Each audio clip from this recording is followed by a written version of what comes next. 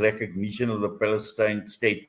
I mean, because this is clearly a watershed moment, but a watershed moment for further betrayal of the Palestinian people and the Palestinian cause. How do you, as a Palestinian, see this? Do you see it as betrayal? Look, for us, the watershed moment is that moment on the 18th of September, when Israel has missed the deadline that was given to it by the overwhelming majority of states around the world in a General Assembly resolution in September of last year to end its illegal presence, according to the International Court of Justice. It has missed that deadline while it continues to carry out a genocide in Gaza. The watershed moment is marked by that, by Israel's defiance of international law and of the will of the vast majority of the international community. It is also a watershed moment in that it shows the failure of states to uphold their obligations under international law, not to recognize an illegal situation that was created by Israel, and not to render any aid or assistance to it. This is very clear. The ICJ made it very clear in its advisory opinion from last year. So this is for us the watershed moment. Is it now that states are going to live up to their obligations, and in doing so, end the genocide, end Israel's illegal occupation and apartheid, at the same time uphold the multilateral system that is based on the rule of international law? Or are we ushering in, like Israel has been trying to do over the last couple of years, a might makes right era, not only in this region, but across the world? So what is a watershed is not the recognition. Look, for Palestinians, and let me be very, very clear and direct here. Palestinians, Palestine is a land from the river to the sea. Our struggle is a struggle for self-determination for all 14 million Palestinians. 7 million of us in colonized Palestine, and the other 7 million who are in forced exile. Our struggle is for self-determination and the right of Palestinian refugees to return to their homes. These recognitions do not contribute to the fulfillment of the objectives of our struggle. Yes, but also I think let's just come back to the whole issue surrounding France, which you alluded to earlier as well. And again, when one looks at this New York declaration that was led by both France and Saudi Arabia, but all along, as you mentioned, they've done absolutely nothing to stop the slaughter that is taking place. And also at the same time, they are seeking what is called political cover, to reach some sort of an accommodation or a compromise with the Zionist regime, and to serve as partners. And again, what is critical is this drive to even possibly restructure the entire region. So what I see about what has been called the French-Saudi two-state solution conference that has led to the New York Declaration to be drafted in July and then later adopted by the General Assembly, is that this was mandated by the General Assembly.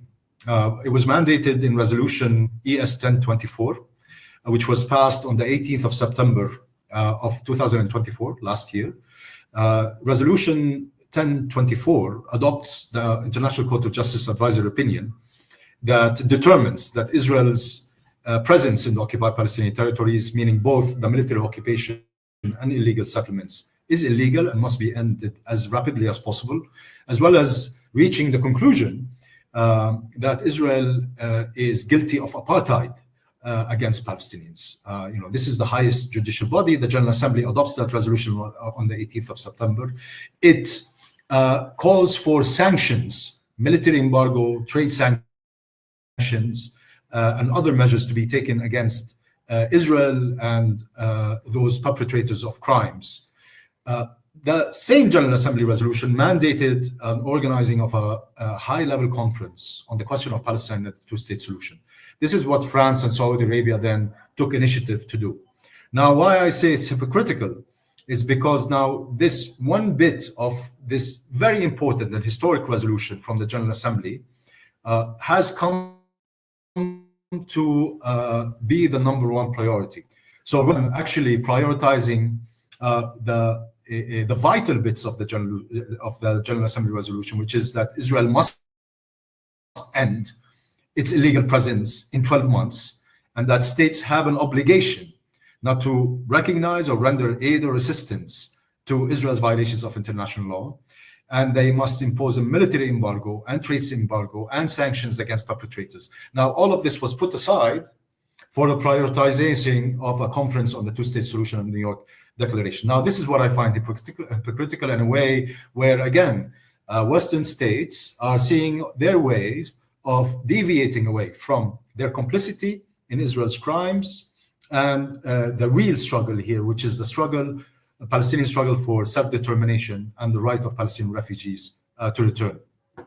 Yes. Prof. Ziyaad, I think just to follow up from what Saleh has been saying, and I know you've been listening in terms of the complicity and providing cover for Israel and its genocide that it is carrying out at this point in time. But what we're also finding is in proposing and calling for Palestinian statehood, the blame game, and once again making Hamas chiefly responsible, asserting the pervasive threat of Hamas terrorism to Israel, and at the same time, saying that Hamas is the main barrier to a two-state solution. Yeah. So let me pick up on the points that Brother Saleh laid out, and I think is absolutely correct. Recognition without borders, recognition without guarantees and consequences risks being entirely illusory. Instead of advancing Palestinian sovereignty, it's going to entrench a Bantustan model where Palestinians are corralled into fragments of land, and any resistance to the ongoing dispossession is branded as a war against Israel. What looks like progress may perversely become the very tool that Israel uses to further legitimize the indefensible. So that's absolutely important. I mean, without saying what it is that you're recognizing, it really becomes extremely problematic. Yes, if we take a look at all three recognitions that came a couple of days ago, every one of them in some way, shape, and form referred to Hamas. And undoubtedly, that has been the narrative over the last 2 years in terms of reducing the entire atrocities to Hamas.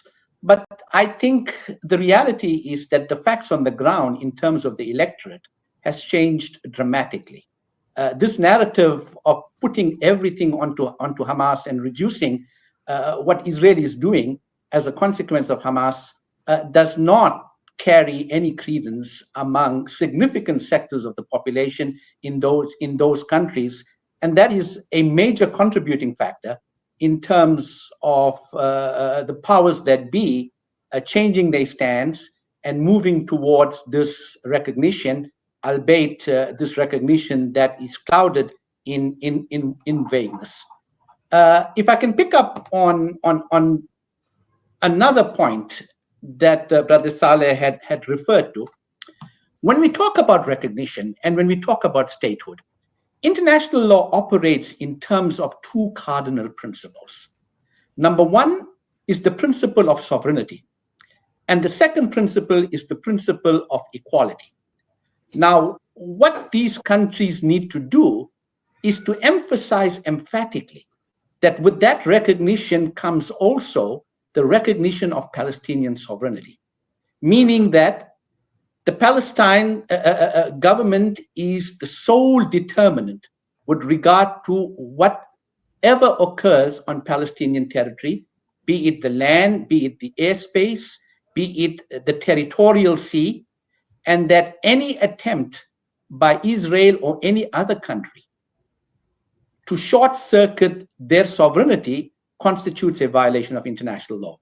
I think that emphatic statement would have gone a long way in terms of giving teeth to this recognition. And in that regard, I mean, a statement along the lines, we all know the flotilla that's making its way towards Gaza. If you attach your recognition to a statement that says we recognize Palestinian sovereignty over Gaza, this would then mean that any attempt on the part of Israel to intervene and circumvent any exercise of sovereignty but by a Palestinian entity would constitute a violation of international law.